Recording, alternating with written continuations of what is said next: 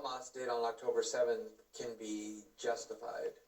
Well, we don't know what they did do, but was it justified for them to resist the occupation? Yeah. But again, it's what you said, it's the Geneva Conventions. They are absolutely legally and morally bound to resist the occupation since 1967. It's an obligation. But are there limits on the way in which they can resist? As I said in the statement that I put out after it, I said, if war crimes were committed, I condemn them.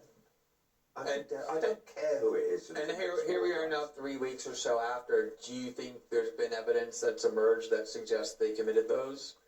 There may have been individuals. I was reading a news story this morning, which Grey Zone, our friend Max Blumenthal.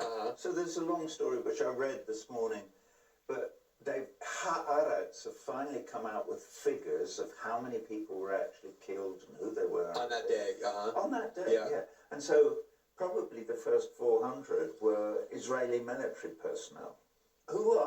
That is not a war crime. No, clearly everyone thinks military officials or military targets or soldiers in Israel are military targets. In the Geneva Conventions or not, right? Or the United Nations. But what about targeting civilians or abducting them? No, of course not.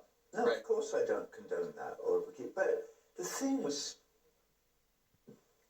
thrown out of all proportion by the Israelis making up stories about beheading babies.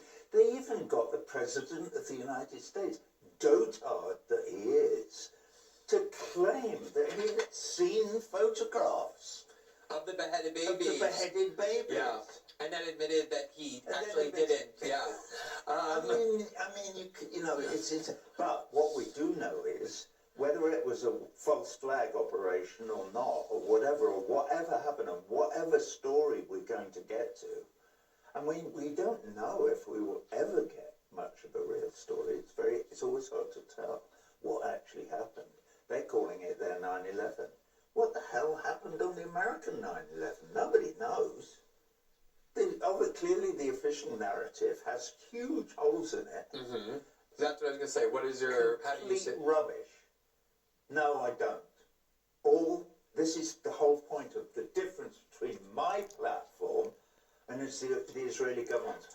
I believe in equal human rights for all our brothers and sisters all over the world, irrespective of their ethnicity, religion, or nationality. All of them. The Israeli government doesn't. For instance, just in that locale there, what we could call the Holy Land, if we wanted to, they consider that people who of the Jewish religion